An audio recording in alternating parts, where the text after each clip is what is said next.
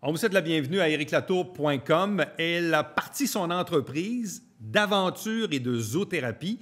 Elle est travailleuse sociale à la base. Elle va nous parler de son parcours dans quelques instants. Mais d'abord, lui, il quitte la ville de Saint-Jean après 13 ans de loyaux services à titre de directeur du service de l'urbanisme. Quel est l'héritage de Luc Castonguay?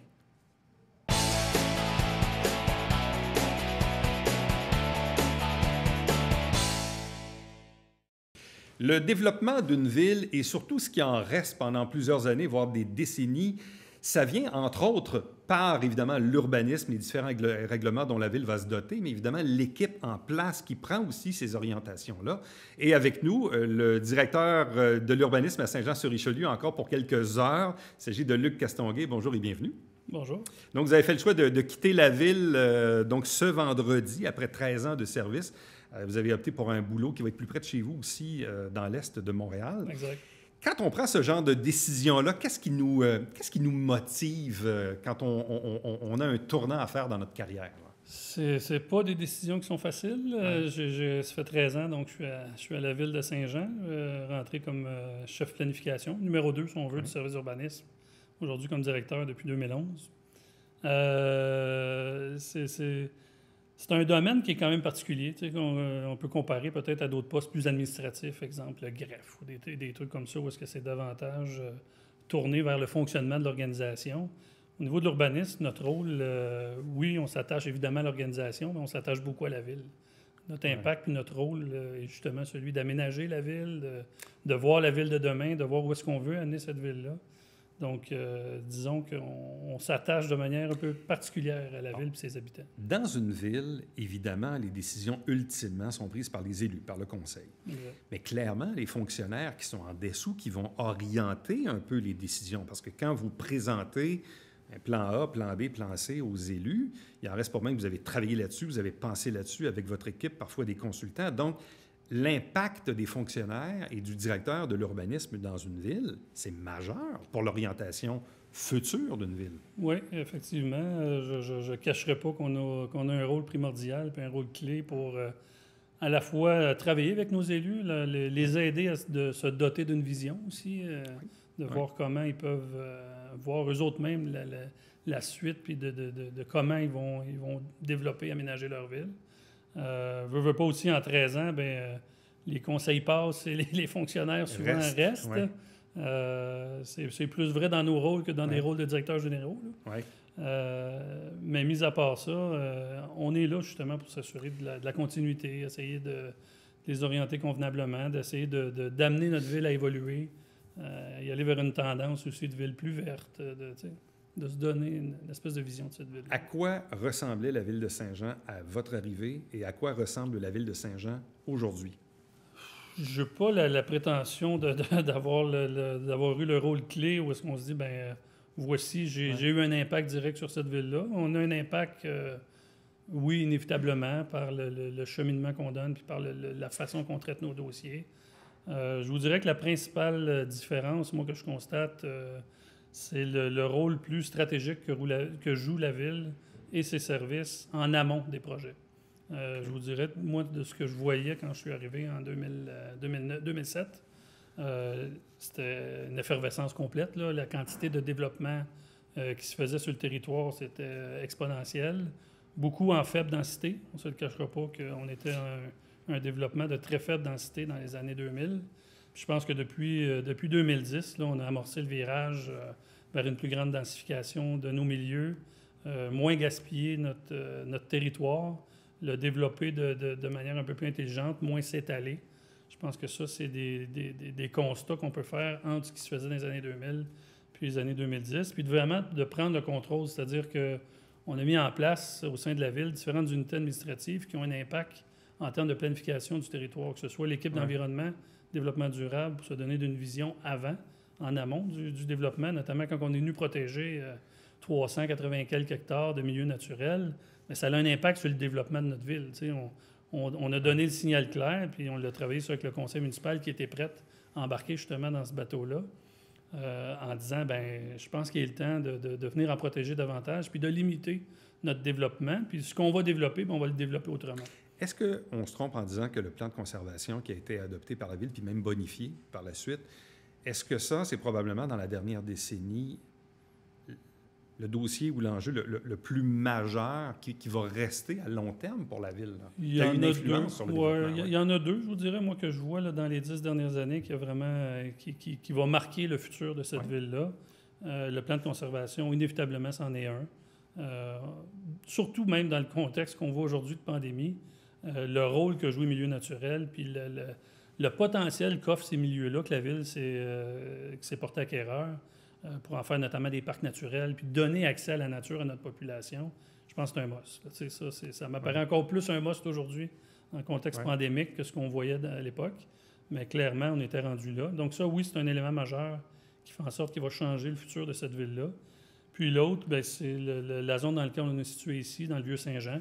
Je pense que ça faisait des décennies qu'on jasait du Vieux-Saint-Jean, qu'on disait qu'il faut faire quelque chose, puis il y avait la place publique qui avait été faite. Je suis venu en parler ici avec vous quelques fois. On le voit aujourd'hui, là, ce qui se passe, puis ce qui est en train d'arriver, notamment avec la reconstruction du pont. C'est un héritage qui va être là pour des années, puis je pense qu'il va être marquant dans le paysage joannais. Mais tout ce qu'on est en train de créer aussi dans le Vieux-Saint-Jean, on l'a vu cet été, la question des oasis, la question de s'approprier le Vieux-Saint-Jean. C'est un peu l'esprit dans lequel on le fait, les places publiques, la promenade riveraine qui s'en vient. Effectivement, les parcs nature, je donne un petit exemple. J'habite non loin du nouveau parc des Parulines. Ça, c'est comme un secret bien gardé, là, j'en parle, mais c'est entre le quartier NDL et le secteur l'Acadie de la Canadienne. Et là, c'est fou parce que dans les dernières fins de semaine, je vois un paquet de monde que je ne voyais pas avant. Des gens même se stationnent sur la rue Saint-Jacques. Ils ne devraient peut-être pas, mais bon. Mais bref, les gens veulent aller se promener là. Et même, je me dis, moi, c'est plaisant parce que c'est près de chez moi. Mais je me dis, dans le fond, dans chaque quartier, il devrait y avoir ce genre de petit parc-là qui est un peu magique. Là. Effectivement. Puis c'est un peu quand on a travaillé le plan de conservation des milieux naturels, il y a des milieux stratégiques comme ça qu'on avait identifiés. Celui-là en était un. Dans le secteur Saint-Luc, il y a le secteur Fortier, des colibris qui ont un potentiel incroyable, qui même, avec la fameuse passerelle qui est prévue au-dessus de l'autoroute, qui devrait arriver un jour, va connecter avec un autre milieu naturel de l'autre côté. Même chose dans Saint-Eugène. On a eu un boisé qui a été acquis aussi dans le secteur Saint-Eugène, qui va pouvoir être mis en valeur. Donc, Saint-Athanas également a du potentiel dans ce secteur-là. Donc, tous ces milieux-là créent une espèce de mosaïque de milieux naturels sur notre territoire qu'on va, puis que le Conseil, je suis convaincu, va graduellement rendre accessible à la population, puis pouvoir en profiter, là, finalement. Parce que comme ville où on habite proche de Montréal, il y a des enjeux de transport collectif aussi. Beaucoup de gens quand même travaillent à Montréal, quoique là, c'est le télétravail, mais bref, on arrive à un certain moment à la croisée des chemins. Tu sais, il fut un temps où on développait, parce qu'on avait des terrains, puis on avait des terrains. Et ce qui a été marquant, entre autres, c'est le fameux Boisé-Douglas, là, où il y a eu quand même certaines contestations sur cette vision-là. Bon, c'est fait, c'est fait. Ouais. Mais ça nous donne... C'était comme le point tournant qui fait qu'à partir de Douglas, on fait comme là maintenant, il faut développer autrement, il faut densifier. Puis encore là, sur la densification, c'est pas tout le monde qui est d'accord non plus. Exactement. Il y a souvent des enjeux, des débats qui ont lieu quand on arrive avec des projets de densification. Par contre, je vous dirais que même dans les nouveaux secteurs à développer, là, il y a le centre de camionnage Boucher qui va quitter prochainement, puis on est en consultation là, dans les prochaines semaines justement là-dessus. C'est un secteur où est-ce qu'on est capable de développer, mais plus juste de faire juste un quartier d'unifamilial. Je pense qu'on est capable de prévoir à l'intérieur d'un secteur comme celui-là un peu de densité, un peu de plus faible densité, d'y aller avec une certaine modulation pour offrir différents types de bâtis dans ces quartiers-là, puis également de se doter de corridors verts, de faire une amorce justement de développer autrement. Qui aurait pensé un jour qu'on aurait des réseaux sélection à quoi, 10-12 étages à peu près? 10 étages. Ou l'autre qui est à côté de Gertrude La France, où il y aura bientôt la Maison des aînés aussi. Puis là, bon, je sais qu'il y avait une petite contestation là, sur le projet de la rue Champlain, coin Bougainvilliers, là, McDonald. Mais encore là, c'est ça. Est-ce qu'on densifie ou pas? C'est ça. Bien, un des pôles principaux, moi, quand je suis arrivé ici aussi, qui se tramait, c'était le pôle de la Seigneur. Donc, le redéveloppement du pôle de l'usine Seigneur, qu'on voit le potentiel, on est en construction actuellement d'un autre volet résidentiel qui s'ajoute. Ce pôle-là va être complété dans les prochaines années. Puis, entre ce qu'il y avait avant et ce qu'on a aujourd'hui, ce qui a été réussi de créer aussi, c'est une certaine mixité d'usage, une densité. Donc, d'offrir la possibilité aux gens aussi d'accéder aux services de proximité. Revenons vraiment sur le centre-ville, le Vieux-Saint-Jean. Je pense à l'époque, c'est qu'on avait voté un 40 millions qu'on devrait répartir sur 7 ou 10 ans, l'entrée nord, l'entrée sud, bon, le réaménagement de l'accès du pont, la rue Richelieu, les travaux s'en viennent, éventuellement la rue du Quai. Bon, c'est sûr que les gens trouvent que c'est long, mais bon, ce genre de travaux-là, ça prend du temps pour bien les faire. C'était quoi l'influence ou les orientations sur lesquelles vous avez vraiment aligné un peu les élus sur les choix à faire pour les travaux dans le Vieux? Bien, initialement, c'est parti avec le réaménagement de l'entrée sud. Donc, ça, c'était un enjeu. Vous vous rappellerez à l'époque, c'était une mer d'asphalte, puis une zone complètement déstructurée, pas du tout intéressante. Je pense qu'il y a un potentiel. Aujourd'hui, on a créé le parc, l'espace public dans le milieu de l'espace. Il y a une zone de redéveloppement potentiel qui est là, au coin de la rue. Je vous dirais que ça a été l'amorce, moi, quand je suis arrivé ici à la ville, sur laquelle on a travaillé. Puis rapidement, ça a été la réflexion de dire où est-ce qu'on reconstruit le nouveau pont. Cet enjeu-là a été majeur dans la réflexion. Puis à partir du moment qu'on a décidé, on le reste dans le même axe, on travaille à peu près avec le même axe, on déconstruit le pont, puis on en construit un nouveau, on ajoute des pistes cyclables, on en fait un pont aussi avec un design particulier, parce que le ministère des Transports, en partant, nous proposait un pont drabe autoroutier, si on veut. On a incité auprès du ministère pour dire non, attendez, là, on veut s'assurer de la mobilité active, puis on veut un pont qui va avoir une signature architecturale particulière. Puis on le voit. Moi, à chaque fois, je le vois aussi, une certaine fierté qui se dégage de ça, parce qu'on a travaillé, nous, sur les plans, sur le concept initial, puis on voit le produit fini, puis là, c'est vraiment intéressant. Puis après ça, ça a continué avec l'entrée nord, donc face à la trinquette, tout ça, dans ce secteur-là. Ça aussi, c'est le jour et la nuit par rapport à ce qu'on avait avant, puis ce qu'on a vu cet été, notamment en termes d'aménagement. On a vu le potentiel de maximisation de l'utilisation de l'espace. Puis dans 3 ans d'ici, ça va se traduire. Dans 3 ans d'ici, la rue Richelieu puis la rue du Quai vont ressembler à quoi? Ça va être davantage de place pour les piétons, davantage de place pour nos événements aussi. On ne veut pas fermer l'accès véhiculaire. Je pense qu'on est dans un centre-ville avec le pont, on n'a pas le choix de maintenir ces accès véhiculaires-là. Mais est-ce que facilement on est capable de venir fin de semaine, une semaine, on ferme la rue, on se fait des événements, on se fait des activités? Je pense que les gens courent après ça, les gens ont besoin de ce genre d'activité-là. Puis c'est par ces événements-là aussi que les gens s'approprient leur ville. Puis moi, je suis pas un Joannais, je ne demeure pas à Saint-Jean, j'ai toujours voyagé jusqu'à Saint-Jean. Mais je peux vous dire que le sentiment d'appartenance, je l'ai développé très rapidement. Puis de voir le potentiel de cette ville-là avec la rivière, la localisation qu'on a ici. Oui, on a Douglas, qui est, moi, à mon avis, pas dans les héritages heureux qu'on garde de notre passage. Mais quand on voit le potentiel, puis de créer en guillemets une vraie ville, c'est davantage ici que ça se passe que le site là-bas. Là. Vous savez qu'il va y avoir un cinéma un jour. Ah, je sais pas. On ne sait pas quel jour. OK. C'est rendu un peu running gag au niveau local. Là. Oui. J'ai parlé avec M. Goudzo récemment, justement, qui était un peu fâché de voir les articles de journaux. J'ai dit, écoutez, localement, on attend le jour d'ouverture depuis longtemps. Donc, là, ça va être quoi votre nouveau boulot dans l'est de l'île? Pointe-aux-Trembles, Rivière-des-Prairies? Rivière-des-Prairies, l'arrondissement là-bas, c'est drôle. C'est un arrondissement d'à peu près 106 000 personnes. Donc, c'est à peu près, en termes de quantité de gens, l'équivalent de Saint-Jean, sans les zones agricoles, je vous dirais. Non, c'est un milieu que je connais bien. L'Est de l'île, c'est un secteur aussi que l'Est de l'île de Montréal a un fort potentiel de redéveloppement. On parle d'y amener le REM. Le gouvernement du Québec a identifié ça dans les priorités. Là, et là, vous allez faire quoi, vous, juste? Redéveloppement. Donc, je suis directeur développement du territoire et études techniques. Donc, dans le fond, on va m'occuper de l'équipe conception de parc, l'équipe d'ingénierie, l'équipe d'urbanisme, développement économique. Donc, c'est un beau mandat, un beau défi. Allez-vous vous ennuyer du tunnel de la Fontaine? Non, mais je vais m'ennuyer de Saint-Jean. Je vais vous avouer que je me suis, en 13 ans, je me suis attaché beaucoup au milieu, beaucoup aux acteurs du milieu aussi. Je vais m'ennuyer beaucoup de Saint-Jean. Luc Castonguay, merci beaucoup, puis merci pour la collaboration des dernières années. Merci à vous. Restez avec nous. Au retour, on vous parle d'aventure et de zoothérapie.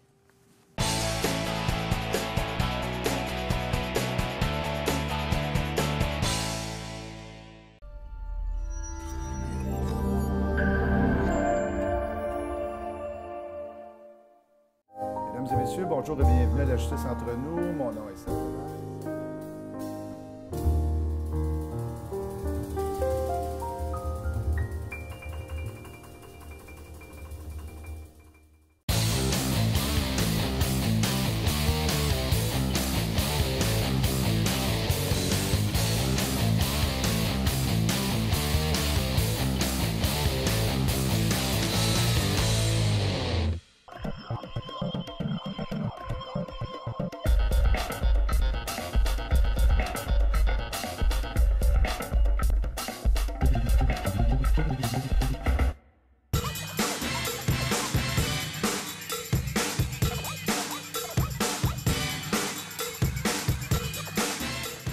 dimanche 9h30, Télé Bingo, on vous attend.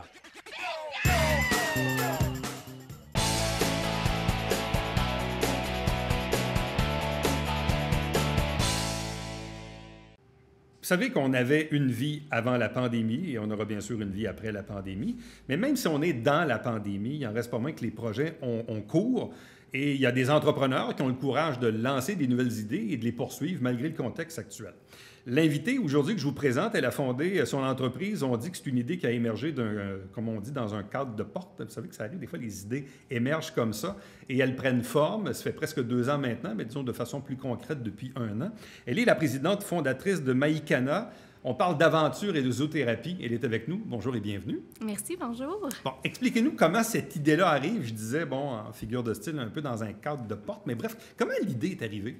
C'est effectivement arrivé dans un cadre de porte, pas juste au plan figuratif, là, c'est vraiment pour de vrai. C'était une discussion que j'avais avec une collègue qui faisait de la zoothérapie à cette époque-là. Et puis, moi, je m'intéressais beaucoup à l'intervention par la nature et l'aventure, qui est une approche thérapeutique dans un contexte de plein air, en fait. Donc, plutôt que de faire de la thérapie plus en cabinet fermé, classique comme on connaît, mais c'est d'utiliser le contexte d'aventure, le contexte de plein air pour faire des interventions psychosociales sur des jeunes ou toute autre clientèle. Fait qu'on s'est dit, mais pourquoi ne pas combiner les 2 approches? Zoothérapie et plein air, pour travailler avec des clientèles avec des défis particuliers. Fait que finalement, en 2018, c'est ça, on a été sélectionné pour participer au sommet Génération plein air de Mountain Equipment Co-op. Ça n'existe plus, ce sommet-là, et on a vu effectivement dans l'actualité que MEC a changé grandement sa vocation. Donc, mais à cette époque-là, c'était un programme qui était pour les 18-35 ans, qui avait des idées de plein air, mais ancrées dans la communauté. Donc, alors, à ce moment-là, c'est là qu'on a présenté le projet et c'est à partir de ce pitch-là de vente qu'a été, finalement, on a été sélectionné comme le premier prix, fait qu'on a gagné le coup de cœur, en fait, du jury. Et à partir de cette bourse-là, bien, on a mis en place un projet pilote en 2019.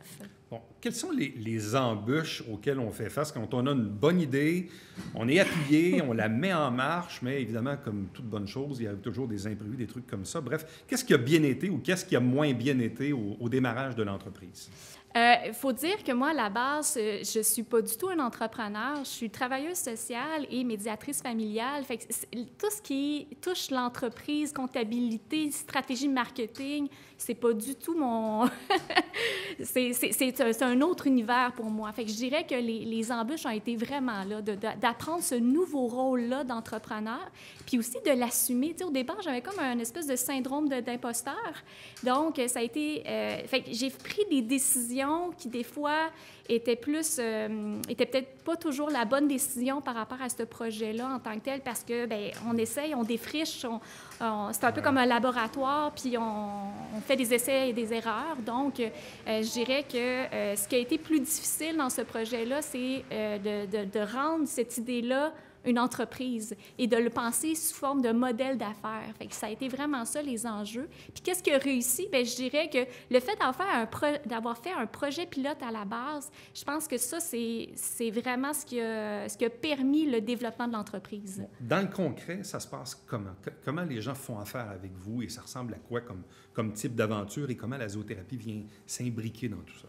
Bien, dans le fond, on offre, plusieurs services maintenant. Fait qu'on offre des séances de mobilisation des employés par l'aventure. Fait que ça, c'est plus au niveau corporatif. Et on a aussi des séances d'aventure thérapeutique et zoothérapeutique pour des jeunes. Fait que c'est vraiment deux volets différents. Puis on offre aussi de la formation et de la consultation. Fait que ce sont les volets qu'on offre. Et comment ça fonctionne, c'est que l'entreprise ou l'équipe qui veut faire affaire avec nous contacte. On fait une évaluation vraiment exhaustive, un peu des défis au sein de l'entreprise, que ce soit en matière de communication, au niveau de au niveau de l'absentéisme, au niveau de tous les enjeux qu'on peut retrouver dans une entreprise. Et à partir de ce plan-là, de cette évaluation-là, là, on met un plan de match. Et là, c'est là qu'on va jouer dehors. Dans le fond, c'est une forme de team building, si on veut. Oui, exactement, exactement. Mais je dirais que c'est du team building, mais c'est plus que du team building parce qu'à la fin justement de cette séance-là, il y a un bilan qui est remis à l'entreprise avec des des recommandations précises pour amener des améliorations puis des changements pour l'organisation, le leadership, la communication. Fait que, là, dans le fond, on part pour une journée, pour une fin de semaine, on va où? Comment ça fonctionne? C'est qu'à partir de l'évaluation, on va regarder évidemment l'horaire de l'équipe et les disponibilités. Donc, je dirais que ça se situe entre une demi-journée à 2 jours pour l'instant. Fait que c'est quand même assez court. Ça se plug bien, entre guillemets, dans un horaire avec une équipe de travail. Et dans le fond, c'est à partir vraiment de l'évaluation qu'on va déterminer est-ce qu'on va sur une journée, est-ce qu'on le fait en plusieurs séances. Ça dépend déjà. Et à quel genre d'endroit on peut aller? Pour l'instant, ce qu'on travaille actuellement, c'est que si l'entreprise se situe, par exemple, à Montréal, on va essayer de voir c'est quoi les parcs et les endroits nature qui permettent de faire la séance. Fait que je dirais que pour l'instant, on travaille beaucoup dans les parcs aux alentours de l'entreprise. On travaille aussi avec la CEPAC. On a travaillé par le passé aussi avec le parc environnement de Sutton, avec notre projet pilote d'ailleurs. Fait qu'on va vraiment, on reste dans du plein air de proximité. OK. Et les animaux dans tout ça? Les animaux, la zoothérapie, effectivement. Bien, en fait, la zoothérapie, c'est un volet qu'on peut rajouter en fonction de l'évaluation. Fait que il y a des entreprises ou des organisations qui vont pas nécessairement aller vers la zoothérapie parce que la zoothérapie, c'est un type d'intervention, c'est une approche qui va répondre à certains défis ou certaines problématiques qu'on veut aborder. Donc, ça va vraiment dépendre de ça. Et comment la zoothérapie s'imbrique, c'est vraiment une co-intervention. Fait que moi, je m'occupe de l'intervention plus... de la travailleuse sociale en plein air, l'encadrement en plein air, la gestion des risques. Et elle va s'occuper vraiment de la relation avec l'animal à travers le contexte de plein air, parce qu'il y a des enjeux. Quand je me promène avec mon chien, bien, il faut que je gère mon chien, il faut que je me gère moi, il faut que je gère le groupe, je gère l'environnement. Donc, tout ça fait en sorte que les jeunes ou les participants doivent travailler certaines composantes en fonction du plan d'intervention, mais à travers la relation avec l'animal. Fait que l'animal devient un peu comme un facilitateur, en fait. C'est quoi les bénéfices? Ce qu'on a vu, évidemment, c'est une approche qui est nouvelle, là, de combiner les deux. Donc, on a peu de données probantes pour l'instant. Mais si on regarde les données probantes du côté plein air et du côté zoothérapie, les bienfaits sont là. On voit autant au niveau de l'estime de soi, au niveau de la communication, la capacité d'introspection, elle est beaucoup plus grande. Le fait de prendre sa place davantage dans un groupe, mieux comprendre ses interactions avec les autres. Fait que moi, j'ai vu une différence majeure par rapport à certains participants. Bon. Auparavant, là, vous dites tantôt vous étiez travailleuse sociale. Oui. C'est quand même une grande décision professionnelle là, quand on saute dans une aventure comme ça. Je ne sais pas ça faisait combien d'années vous pratiquiez, là, mais je veux dire, c'est quand même quelque chose. Oui, bien, ça faisait, dans le fond, ça va faire 6 ans que je suis travailleuse sociale. À l'époque, j'ai travaillé longtemps dans des centres de pédiatrie sociale en communauté. J'ai travaillé avec le Dr Julien, j'ai travaillé à Gatineau aussi, dans différents centres. Fait que j'étais vraiment plus en enfance vulnérable avec les familles. Fait que c'est sûr et certain que ça a été un défi de pouvoir faire cette transition-là. Veux pas, je laissais un peu derrière moi un pan de ma carrière assez important. Fait que là, je dirais que là, j'ai appris à vivre en tant qu'entrepreneur parce que c'est un mode de vie en soi qui est complètement différent quand on est salarié ou tout ça, ou quand on est dans un organisme communautaire. Fait que ça a été toute une décision. Bon, parce que vous avez dit tantôt, évidemment, au démarrage, vous étiez tout sauf entrepreneur, donc il fallait apprendre ce volet-là. Mais au début de 2020, vous avez bénéficié de l'aide de Futurpreneurs. Oui. Vous avez fait affaire également avec la cellule de mentorat d'affaires du Haut-Richelieu. Bref, vous êtes quand même allé chercher de l'aide, là. Oui. Pour vous accompagner. Là. Exactement. Et ça, c'est ce que je recommande à n'importe qui veut partir un projet ou qui veut partir une entreprise. Il faut se créer un village. Tu sais, on dit souvent ça prend un village pour élever un enfant. Moi, je pense que ça prend un village pour élever un entrepreneur. C'est bien dit, hein? Fait que c'est un peu ça. Je suis allée me chercher des villageois autour de moi, des mentors, des sages qui m'ont permis de pouvoir développer l'entreprise puis de pouvoir m'assurer que j'ai tous les outils nécessaires pour réussir ce projet-là. En quoi Futurpreneurs et le mentorat vous ont aidé ou éveillé sur des trucs? Là? Bref, c'était quoi pour vous le bénéfice là-dessus?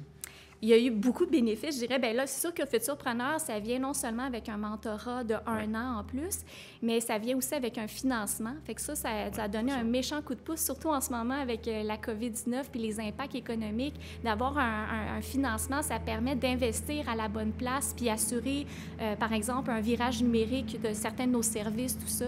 Fait que ça a vraiment beaucoup aidé, je dirais. L'autre aspect, c'est tout le coaching et l'accompagnement pour revoir le plan d'affaires. Fait que moi, ce que j'ai fait, c'est que le plan d'affaires que j'avais monté en 2018, je l'ai complètement mis à terre et je l'ai revisé de A à Z.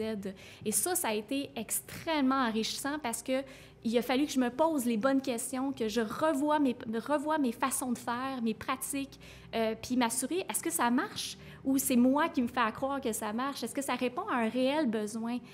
C'est quoi la problématique? À quoi je m'attaque? Fait que ça a été vraiment... ça a été tout un cheminement, toute une réflexion, en fait, qui a été très bénéfique. Dans 3, 5, 10 ans, Mahikana va ressembler à quoi? Moi, mon grand rêve, ce serait que Mahikana ait des cellules un peu partout au Québec parce qu'il y a des besoins de partout. Pas juste ici en Montérégie, mais j'ai des demandes au Saguenay, j'ai des demandes à Gatineau. Je pourrais facilement avoir des équipes partout au Québec. Laura Ducharme, merci beaucoup, félicitations, puis bonne continuité. Un grand merci. Restez avec nous. Au retour, on vous présente le mot de la fin.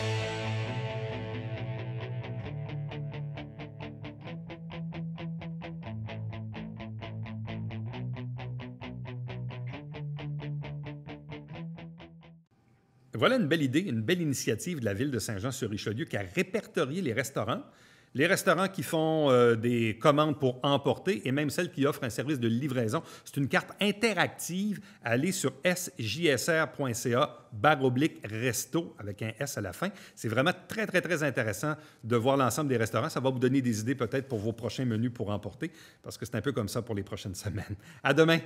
Bye-bye.